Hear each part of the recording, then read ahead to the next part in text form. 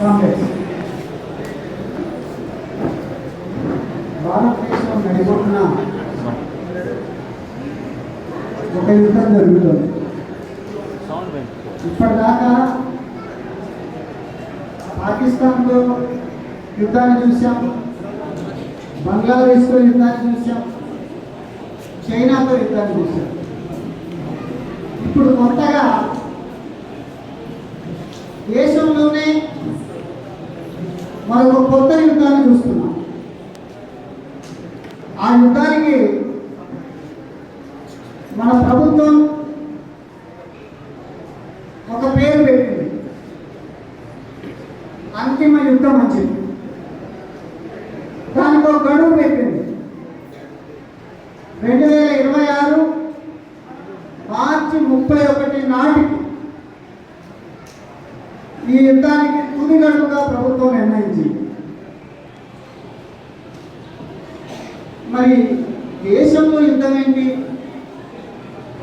పక్క దేశాలతో ప్రమాదం ఉంటే దేశాన్ని రక్షించాల్సినటువంటి పార్లమెంటరీ కానీ, బార్డర్ సెక్యూరిటీ ఫోర్స్ కానీ, రకరకాల సైనిక బలగాలన్నీ ఈరోజు మధ్య భారతంలోని ఆదివాసీ ప్రాంతాల్లో తీసుకువేయడానికి కారణం ఏంటి? అందుకే యుద్ధం పక్క దేశాలతో కాదు, ఈరోజు పాకిస్తాన్ తోటి ప్రమాదం ఉంది. పెహల్గాం టెర్రరిస్ట్ దాడిలో 26 మందిని చంపినటువంటి వాళ్లకు ఆశ్రయం ఇచ్చిందని చెప్పి పాకిస్తాన్ మీద ప్రకటించిన యుద్ధం 3.5 రోజుల్లో ముగిసింది. కానీ దేశంలో ఉన్నటువంటి ప్రభుత్వాలచే ఉగ్రవాదులుగా, టెర్రరిస్టులుగా ముద్ర వేయబడ్డ కొంతమంది వ్యక్తుల పేరుతో ప్రకటించబడ్డ ఈ యుద్ధం మాత్రం 2024 జనవరి 1వ తేదీన ప్రారంభమై 2026 మార్చి 31వ తేదీతో ముగుస్తారని చెప్పి ప్రారంభ తేదీ, తుది గడువు అన్ని కూడా ఈ ప్రభుత్వం నిర్ణయించింది. ఎక్కడైనా తమ దేశ పౌరుల మీద ఆ దేశ ప్రభుత్వం యుద్ధం చేస్తుందా? అంబేద్కర్ రాసినటువంటి రాజ్యాంగం, 75 సంవత్సరాలుగా ఉనికిలో ఉన్నటువంటి రాజ్యాంగం, ఈ రాజ్యాంగాన్ని గౌరవించుకుంటూ 75 సంవత్సరాల సంబరాలు జరుపుకుంటున్నటువంటి ప్రభుత్వం ఏ క్లాజులో ఉంది, ఏ ఆర్టికల్లో ఉంది ఈ దేశ ప్రజల మీద ప్రభుత్వం యుద్ధం చేయొచ్చు అని చెప్పి? పౌరులకు కొన్ని హక్కులు ఉన్నాయి. బ్రతికే హక్కు ఉంది, మాట్లాడే హక్కు ఉంది, చదువుకునే హక్కు ఉంది, సమానత్వాన్ని పొందే హక్కు ఉంది. ఈ దేశ పౌరులుగా ఉన్నటువంటి వాళ్ళు నిన్న చంపబడ్డ నంబల కేశవరావు కానీ, గాజర్ల రవి కానీ, లేదు కడవెల్లి ముద్దుబిడ్డ రేణుకమ్మ కానీ అందరూ ఈ దేశ పౌరులే. ఈ దేశ పౌరసత్వం ఉంది వాళ్లకు. ఈ దేశ పౌరులైనటువంటి వాళ్ళకి బతికే హక్కు ఉంది. అట్లాంటి వాళ్ళని నిర్దాక్షిణ్యంగా హత్య చేసేటటువంటి అధికారం ప్రభుత్వానికి కూడా లేదు. లేని అధికారాన్ని తెచ్చిపెట్టుకొని ఈరోజు ఒక యుద్ధాన్ని ప్రకటించి ఆ యుద్ధం పేర నరవేదాలు సృష్టిస్తున్నటువంటిది భారత ప్రభుత్వం, నరేంద్ర మోడీ ప్రభుత్వం. ఏమిటి దుర్మార్గం? మావోయిస్టుల హింస గత 15 నెలలో 2010 నుంచి పోల్చుకుంటే 43% హింస తగ్గింది ఛత్తీస్గఢ్ రాష్ట్రంలో. వాళ్ళ హింసాత్మక చర్యలు 63% తగ్గినాయి. గత 10-15 నెలలతో పోల్చుకుంటే హింస అనేటటువంటిది సగానికి సగం తగ్గిపోయింది. మరి ఇప్పుడేం ప్రమాదం వచ్చింది ప్రభుత్వానికి? ఏ ప్రమాదం ముంచుకొచ్చింది?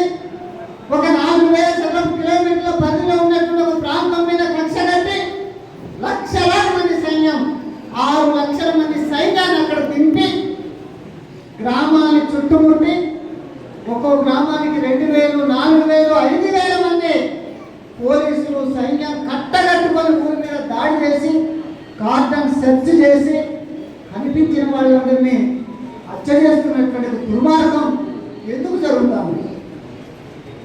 తగ్గిన హింస మీద, హింసకు కారణమైనటువంటి నక్సలైట్ల పేరు చెప్పి హింసని ప్రభుత్వాన్ని ఎందుకు కొనసాగిస్తుంది అనేటటువంటి విషయాన్ని లోతుగా అర్థం చేసుకోవాల్సిన అవసరం ఉంది. ఈరోజు ఛత్తీస్గఢ్లో హింస లేదు, తగ్గింది. ప్రభుత్వ లెక్కలే చెప్తున్నాయి.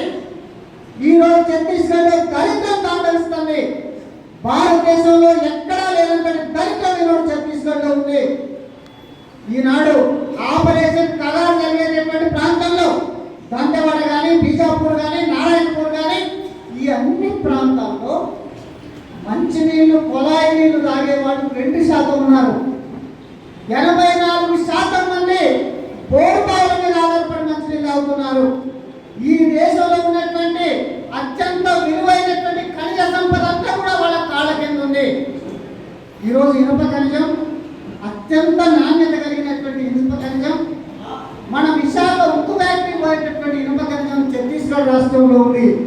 బైరెడ్డిలో కానీ, పచేరి ప్రాంతం కానీ ప్రపంచంలోనే అత్యంత నాణ్యత కలిగినటువంటి ఇనుప ఖనిజానికి పుట్టినిల్లుగా ఈనాడు ఛత్తీస్గఢ్ ఉంది. యురేనియం ఉంది, గ్రాఫైట్ ఉంది, సున్నప్రాయి ఉంది, పొక్కు ఉంది. ఇదంతా కూడా దేశ విదేశీ పెట్టుబడిదారులకు ఇవ్వడానికి ప్రభుత్వం ఎన్ఓసీలు ఇచ్చింది, ప్రభుత్వం అనుమతిని ఇచ్చింది, వాళ్ళతో ఒప్పందాలు చేసుకున్నది. ఈనాడు 2005 నుంచి ఇప్పటి వరకు 104 ఒప్పందాలు ఛత్తీస్గఢ్లో ఉన్నటువంటి ఖనిజాలన్నింటినీ కూడా మైనింగ్ పర్మిషన్ ఛత్తీస్గఢ్ ప్రభుత్వం ఇస్తూ ఒప్పందాలు చేసుకుని ఉన్నది. వాళ్ళతోటి వాటిని ఆదివాసీలు వ్యతిరేకిస్తున్నారు.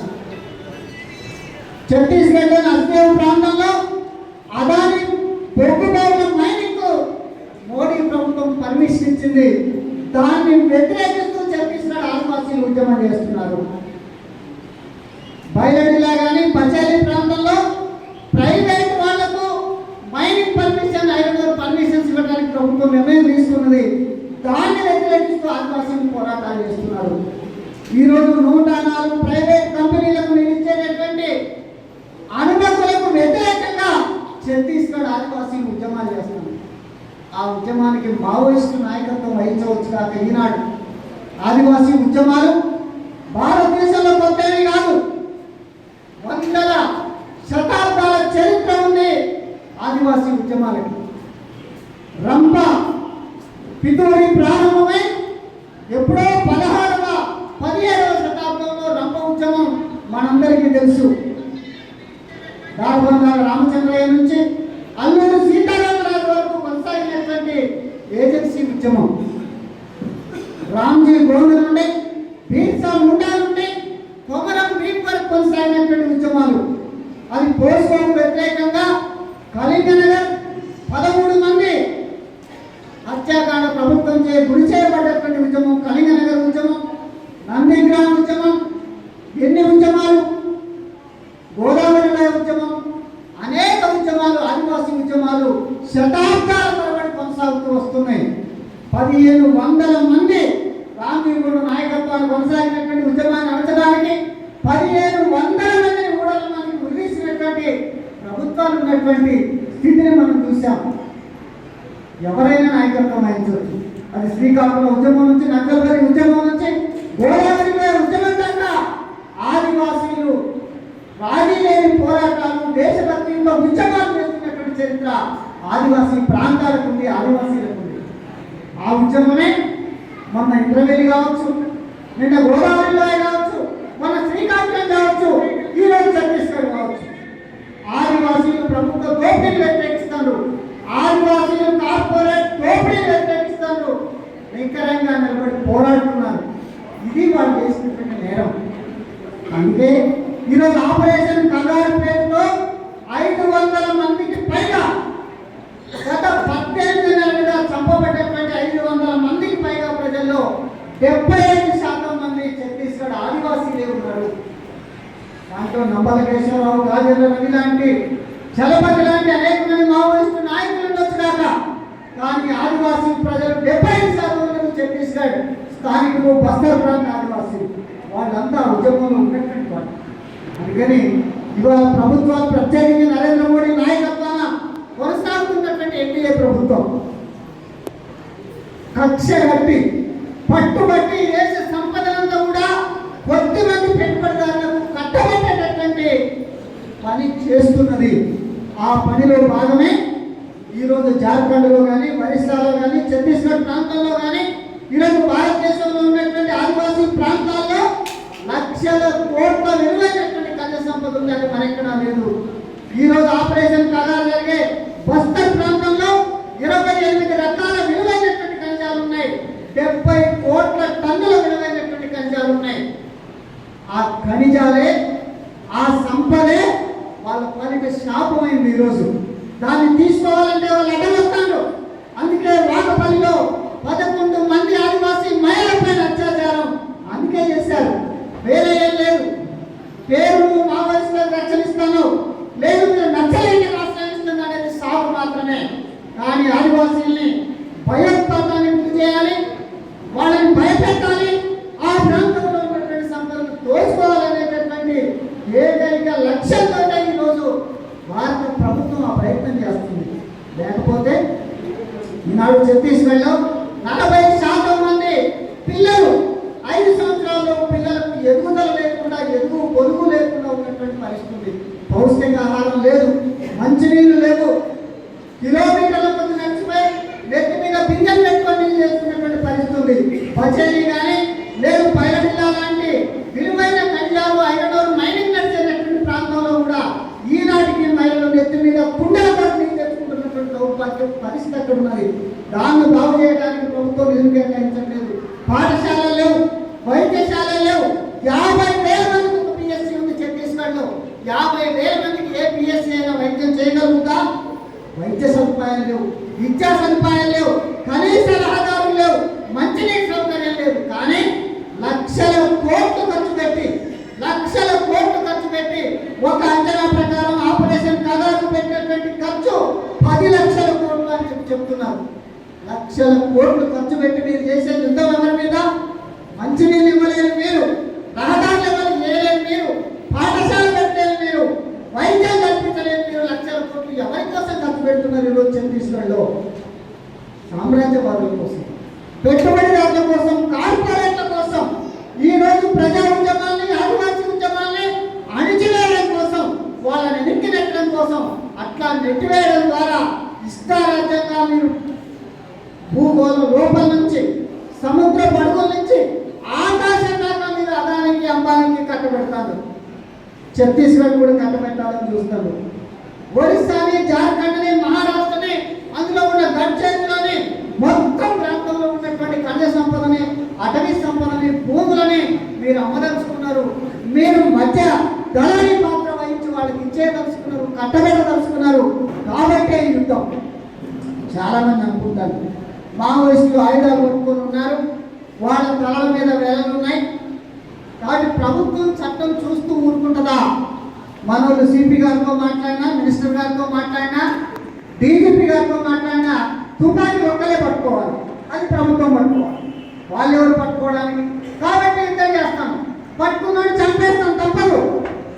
ఈనాడు చాలా మంది తుపాకీ వదిలిపెడితే బాగుండు, వాళ్ళు కూడా జనజీవన స్రవంతిలోకి వస్తే బాగుండు, వాళ్ళు కూడా శాంతి భద్రత రక్షించడం కోసం ఈ హింసను ఆపితే బాగుండు.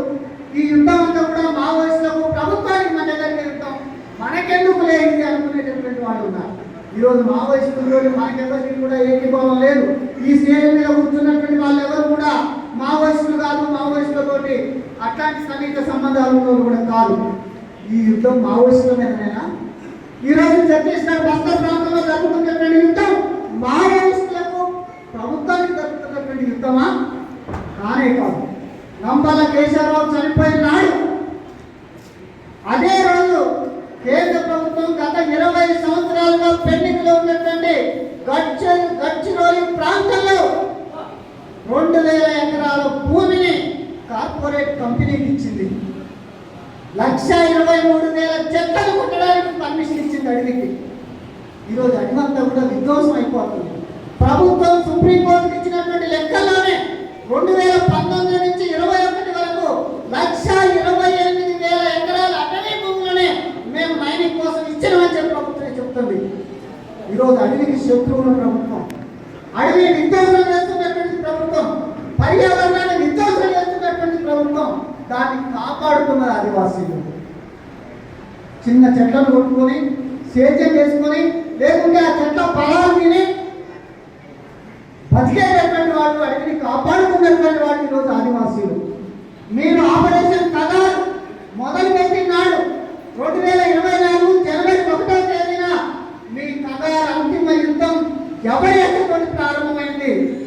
ముద్దువెడ్డి గ్రామంలో మీరు వేసే 6 మైళ్ళ రోడ్డు, మీరు కొట్టేటటువంటి పెద్ద పెద్ద చెట్ల అనడానికి వ్యతిరేకంగా, గ్రామ విధ్వంసానికి వ్యతిరేకంగా ముదివెడ్డి గ్రామస్తులంతా పోయి నిలబడితే ఈ చెట్లు కొట్టద్దు అని చెప్పినటువంటి నేరానికి గ్రామం మీద కాపులు చేశారు, ప్రజల మీద కాపులు చేసిండ్రు, బిడ్డకు బాధిస్తున్నటువంటి తల్లి మీద కాపులు చేసిండ్రు. 6 నెలల పసిగుడ్డు మంగిలి సోడి మొట్టమొదటి ఆపరేషన్ కగా ప్రారంభమైన రోజు చనిపోయినటువంటి మహిళ 6 నెలల పసిపాప. మీ హత్యాకాండ 6 నెలల పసిపాప హత్యతోటి ప్రారంభమై కొనసాగుతుంది. 550 మంది దాకా ఈనాటికి పట్టణ పెట్టుకున్నారు. రేపు ఇంకెంతమందిని చంపుతారో అర్థం కానటువంటి అంతుపట్టనటువంటి దౌర్భాగ్యం ఈ దేశంలో కొనసాగుతుంది. అందుకని ఈ యుద్ధం ఆదివాసీలు భయపెట్టడానికి, ఈ యుద్ధం దేశంలో ఉన్నటువంటి ప్రజా ఉద్యమాలకు ఎక్కడికి లేడానికి, అదాని అంబానీ లాంటి పెట్టుబడిదారులకు ఎదురు లేదు. మేము అన్ని మీకు అప్పచెప్తాం, మీకు అడ్డం వచ్చే వీళ్ళందరి సంగతి చూస్తామని చెప్పి వాళ్లకు సంకేతం ఇవ్వడానికి చేస్తున్నటువంటి యుద్ధం ఇది. అందుకే 5 పైసలు ఖర్చు పెట్టిన ప్రభుత్వం లక్షల కోట్లు ఖర్చు పెట్టి యుద్ధాన్ని కొనసాగిస్తూ ఉంది. అందుకని ఈ యుద్ధం మావోయిస్టుల మీద కాదు, ఆదివాసీ ఉద్యమాలకు అనంతమైనటువంటి చరిత్ర ఉంది, తిరుగుబాటు చరిత్ర ఉంది. అది అల్లూరు నుంచి ఈ రోజు ఛత్తీస్గఢ్ బస్తర్ ఉద్యమం వరకు కూడా అనేక మంది ఆదివాసీ నాయకులు ఉద్యమానికి నాయకత్వం వహించారు. ఆదివాసీ ప్రాంతం అంటేనే పట్టుదల కలిగిన ఉద్యమానికి ప్రతీక అయినటువంటి ప్రాంతం. ఆ వారసత్వాన్ని కొనసాగిస్తున్నటువంటి ఉద్యమే బస్తర్ ఉద్యమం, ఛత్తీస్గఢ్ ఉద్యమం. అందుకని ఇది ప్రజలకు ప్రభుత్వానికి జరిగేటటువంటి యుద్ధం. ఈ దేశ సంపదను కాపాడడానికి, మన సంపద పరాయీకరణ కాకుండా అడ్డుకోవడానికి ప్రజలు సిద్ధపడితే దాన్ని అణిచేసే పోరాటం ఇది, యుద్ధం ఇది ప్రభుత్వం చేత ప్రకటించబడ్డది. అందుకని పాకిస్తాన్ జరిగే యుద్ధాన్ని 3.5 రోజుల్లో ఆపినటువంటి ప్రభుత్వం ట్రంప్ గర్దిస్తే అమెరికా యుద్ధాన్ని ఆపేయండి, నేనే ఆపినా అని చెప్తే నోరు మూసుకొని యుద్ధాన్ని ఆపినటువంటి ప్రభుత్వం ఈ దేశంలో బీజేపీ తప్ప అన్ని పార్టీలు, బీజేపీ అనుకూల పార్టీలు తప్ప మొత్తం రాజకీయ పార్టీలని కూడా ఈ యుద్ధాన్ని ఆపండి, మీరు వాళ్ళతో చర్చలు జరపండి. త్రిపురలో, నాగాలో, మిజోలో అనేక చోట్ల మీరు చర్చలు జరుపుతూ ఉన్నారు. ఓడోతో చర్చలు జరిపిండ్రు. శాంతిని ఏర్పాటు కోసం ఒక అడుగు దిగి మీరు చర్చలు జరిపినటువంటి చరిత్ర ఈ దేశానికి ఉంది. మన రాజ్యాంగంలో కూడా దానికి అవకాశం ఉంది. చర్చలు జరపండి మావోయిస్టులతోటి. ఇంతమంది మాట్లాడుతున్న చర్చలు జరపమని ప్రభుత్వం ఎందుకు సిద్ధం కావట్లేదు?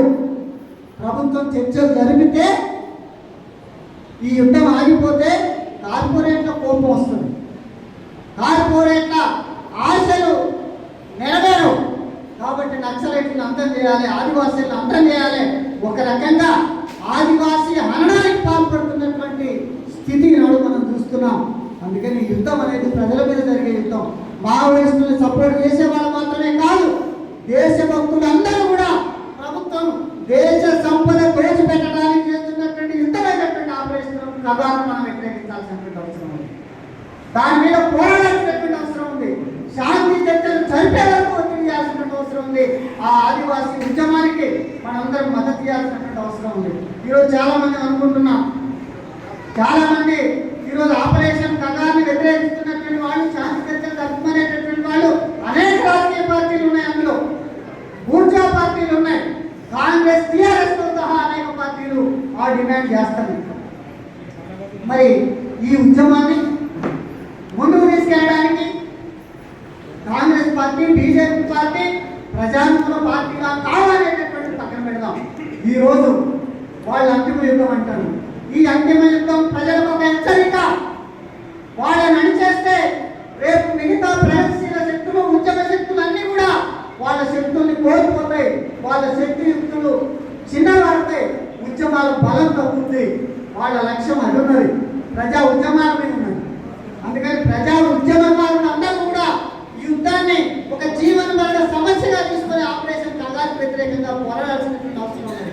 అనేక మంది మద్దతు ఇస్తారు, ఉద్యమానికి అనేక మంది మద్దతు ఇస్తారు.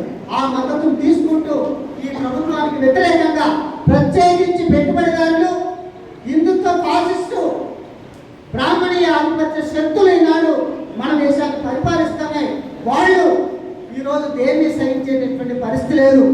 ఈరోజు లౌకికవాదాన్ని బలపరిచేటటువంటి సహించేటటువంటి పరిస్థితి లేదు. వాస్తవం మాట్లాడేటటువంటి వాళ్ళని గౌరవించేటటువంటి పరిస్థితి లేదు. జైళ్ళన్నీ కూడా వామపక్ష అభ్యుదయవాదుల లౌకికవాదులందరూ కూడా జైళ్ళలో పెట్టేటటువంటి ఒక పరిస్థితి ఉంది. ఈరోజు ఆపరేషన్ కగారికి హిందుత్వ ఫాసిస్టు ఉన్మాదానికి ఉన్నటువంటి సంబంధాన్ని మనం అర్థం చేసుకోవాల్సిన అవసరం ఉంది.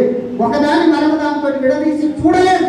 హిందూ ఫాసిస్టు శక్తులను అడ్డుకోవాలంటే ఆపరేషన్ కగాన్ని వ్యతిరేకించాలి, లౌకిక శక్తుల మీద జరుగుతున్నటువంటి దాడులను వ్యతిరేకించాలి, మైనారిటీల మీద దళితుల మీద జరుగుతున్నటువంటి దాడులను వ్యతిరేకించాలి.